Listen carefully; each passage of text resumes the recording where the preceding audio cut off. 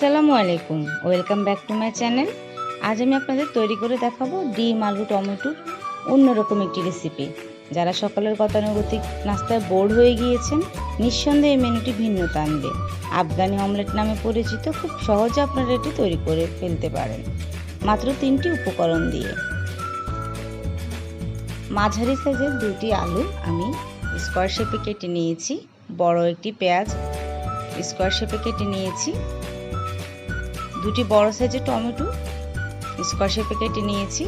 1 চা চামচ গোলমরিচ গুঁড়ো, 1/4 চামচ লবণ, 3টি কাঁচামরিচ ফালি করে নিয়েছি, কিছু ধনিয়া পাতা, আর নিয়েছি 4টি ডিম, 1/2 কাপ সয়াবিন তেল।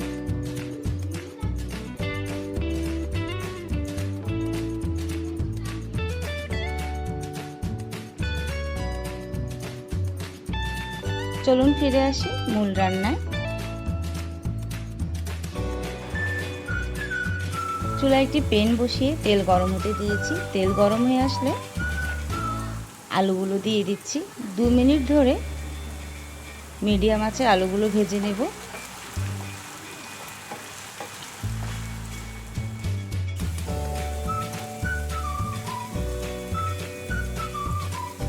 পেঁয়াজ কুচি দিয়ে দিচ্ছি।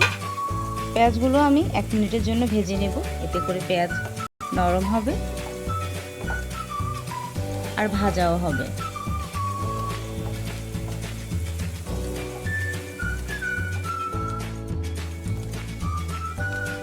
পেঁয়াজ ভাজা হয়ে গেলে এই পর্যায়ে দিয়ে দিচ্ছি টমেটোগুলো।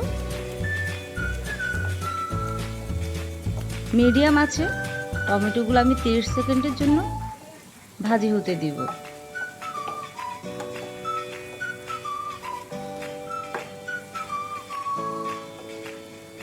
চুলার আঁচ এক্ষেত্রে মিডিয়াম রাখবেন।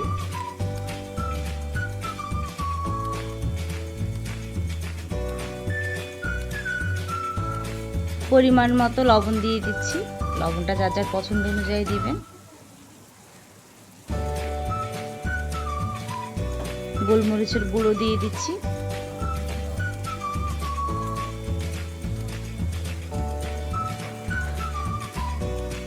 চুলার আঁচ মিডিয়াম রেখে 5 মিনিটের জন্য আলুগুলো আমি সিদ্ধ হতে দিব।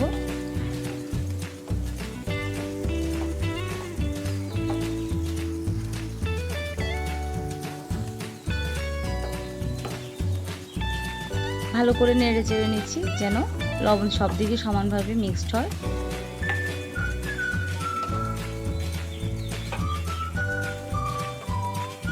একটি ঢাকনা দিয়ে আমি 5 মিনিটের জন্য ঢেকে রাখছি। 5 মিনিট পর আমি ফিরে এসেছি। টমেটোর পানি শুকিয়ে তেল তেলে হয়ে গিয়েছে।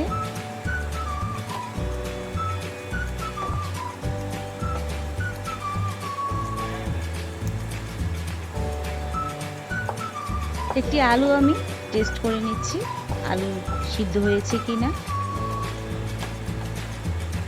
চারপাশ ঘুরিয়ে সমান করে নেড়ে নিচ্ছি, চেপে চেপে সমান করে নেড়ে নিচ্ছি। এতে করে আমি যখন ডিম দেব তখন আর ডিমের কুসুমটা ভাঙবে না।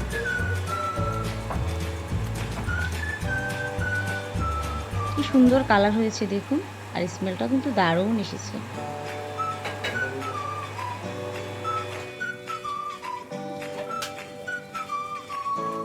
খুব আলতো হাতে সাবধানে আমি ডিম দিয়ে দিচ্ছি।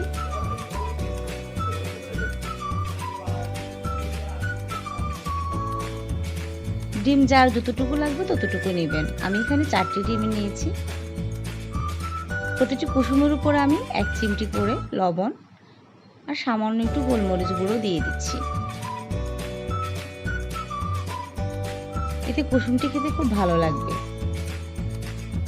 কাঁচামরিচ কুচি দিয়ে দিচ্ছি।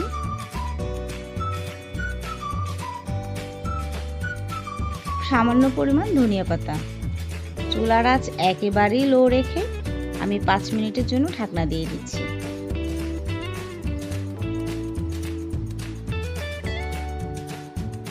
5 মিনিট পর আমি ফিরে এসেছি। দেখুন তৈরি হয়ে গিয়েছে আমার আফগানি অমলেট। আমি একটি কেটে দেখাচ্ছি।